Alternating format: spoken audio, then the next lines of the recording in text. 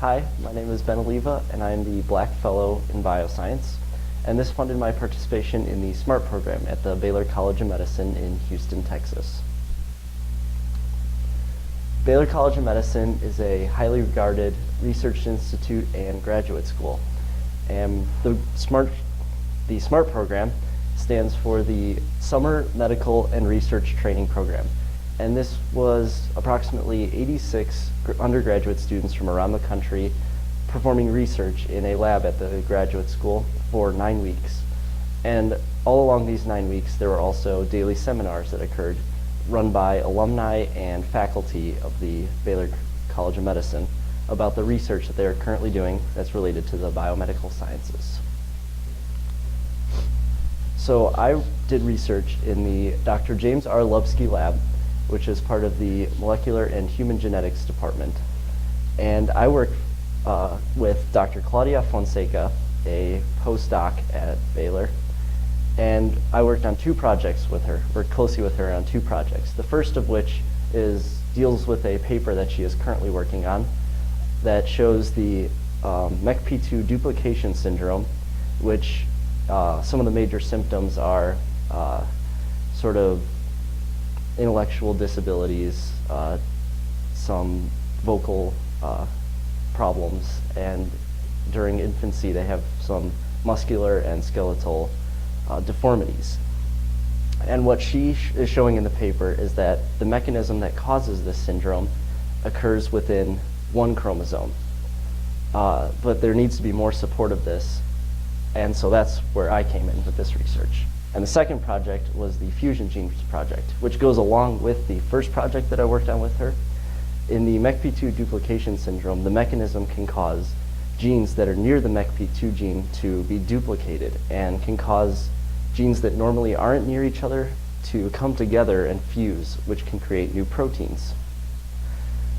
And the last project I worked on was with someone named Claudia Gonzaga Jarugway, and she is a MD, PhD student at Baylor, and what we worked on was something called Mobius syndrome. And Mobius syndrome currently doesn't have a known cause, and so what she was trying to do is find a genetic linkage to this syndrome, which is marked by intellectual disabilities and facial paralysis, so they can't create facial expressions. So for my first 2 projects I worked with Dr. Fonseca on, the MECP2 duplication syndrome, the steps that I had to take to help her with this was to find something called microsatellites, which are small repeats within the DNA genome, and I had to find ones that were polymorphic, which means that they differed between different individuals. So then this way we could compare back to the parents and see if it was from 1 chromosome or the mechanism was caused by 2 chromosomes. The second project, the fusion genes project, was a continuation of data that Claudia had procured previously, and basically what I had to do was find where these fusion genes occurred, be able to sequence them, and then create maps that showed how the mechanism caused these fusion genes to occur. And my last project, the Mobius syndrome project, I was given a list of gene candidates, and basically what I had to do was find the location of these genes, sequence them, and then compare them to their parents to see if mutations did occur that could have possibly caused this syndrome. And to explain this picture, this is from another lab in Baylor College of Medicine, and it's a rendition of Lady Gaga's Bad Romance, but about taking bad notes and having to continue projects from previous people who left horrible notes for them. And so the results of my projects. For the Mobius syndrome project, I found 1 possible mutation site that could have caused the syndrome. Currently they're not sure if this is an actual cause or not, but at least I know I helped them cut down on the list. The second project, the fusion gene project, I tested 15 different patients and found that 2 of these patients showed expression of these fusion genes. So proteins are made from these fusion genes. Whether there's an actual effect from these new proteins, we're not sure, and hopefully they'll be able to further research this.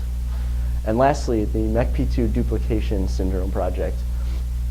One of the 5 microsatellite sites that I found were actually useful in supporting her conclusion, and due to the research that I was able to perform over the summer, I'm given a co-authorship on the paper that she is working on.